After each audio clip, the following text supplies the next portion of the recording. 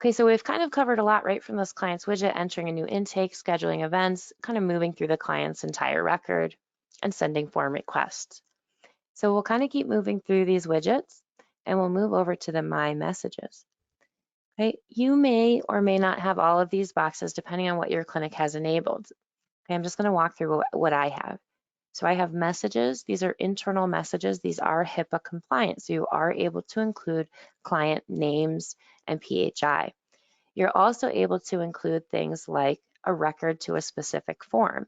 So let's say I want to reply to this message. It kind of allows me to reply, and then I can select a form link, which allows me to select a patient and the form I want to point out to this user.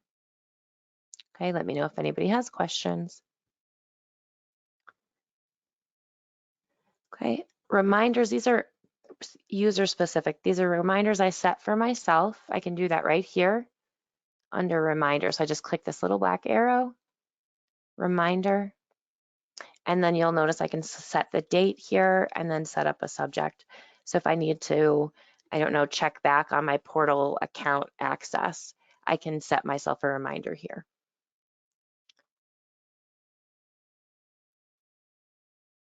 Okay, compliance alerts. So if my administrator set up tasks for me to do and I get a message about them, this is going to alert me saying something's coming due or is overdue. Signature requests, these are supervisor signature requests. You probably won't get those at the front office. Same with e-prescribing. Scheduler notifications, if something happens on the schedule where you're a link staff member, like a staff meeting perhaps, you'll get a notification here. Patient portal messages, if you're part of that general group, you'll get notification here, or if you send a form request and it's completed, you'll get that notification here. And then finally, lab requests, you can send lab requests to and from ClinicTracker. Okay, any questions, let me know. I don't see any, so we're gonna move right down to where it says My Schedule.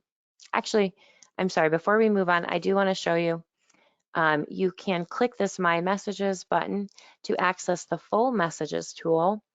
Okay, most people just work off that little widget, but if you prefer, you can come in here and work off this full screen view. Okay, coming down here to the bottom, we have the My Schedule and the My Appointments. And you'll notice I'm just clicking that little refresh button. Okay, that happens every so often, but I'm just forcing a refresh. And you can see that appointment that we just added. Okay, so here's the scheduled event that we added to the calendar. And here's that linked appointment we created by clicking that button to enter the record into the client's treatment history. What I can see here is that the appointment status is pending and the progress note is missing. So the providers are going to be able to see that kind of thing as they're ending their day. They'll be able to, kind of come here and make sure everything got done. They can use this throughout the day to click into the record and create progress notes.